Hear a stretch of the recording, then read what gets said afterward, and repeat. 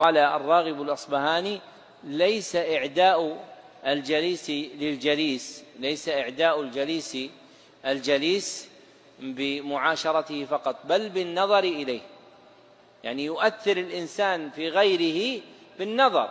الإنسان إذا صار نظره إلى بطالين صار بطال، لكن إذا حفظ نظره من ذلك لم يقوى هذا المعنى في قلبه. لذلك إذا تأملت عبادة حفظ النظر التي كانت عند السلف تجد فيها هذا المعنى، أن إشغال النظر بغير ما ينفع إفساد للقلب، ومن جملة إشغاله أن ينظر الإنسان إلى أهل الوقاحة وسيء السمعة والسفهاء والبلداء، فهذا يطبع في قلبه صورتهم.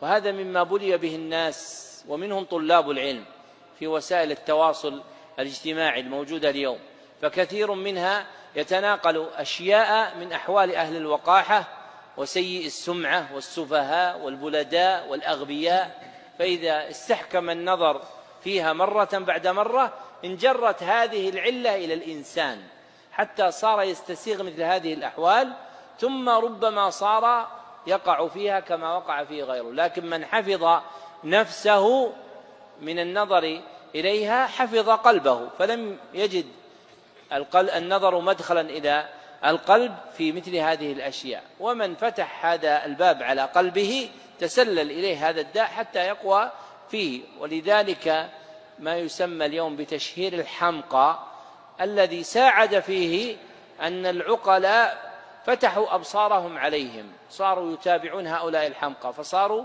حمقى مشاهير، وهؤلاء الذين يتابعونهم هم أتباع الحمقى. وإلا فالذي يحفظ نفسه لا يتابع مثل هؤلاء ولا يكثر سوادهم، بل يحفظ نفسه وقلبه وعقله وولده وأهل بيته من متابعة هؤلاء، لئلا يخرج السفهاء الذين تابعهم عبر شاشة جواله من الجوال فيجدهم في نفسه أو في أهل بيته، وهو الذي جنى على نفسه أولا. لكن لو حفظهم وتابعهم وبين أن هؤلاء يفعلون أفعالا مشينة، وإن ضحك منها الناس، لكن لا ينبغي متابعتها لئلا تورث بالنظر إليها فساد القلب بانطباع هذه الصورة واستساغتها فيه.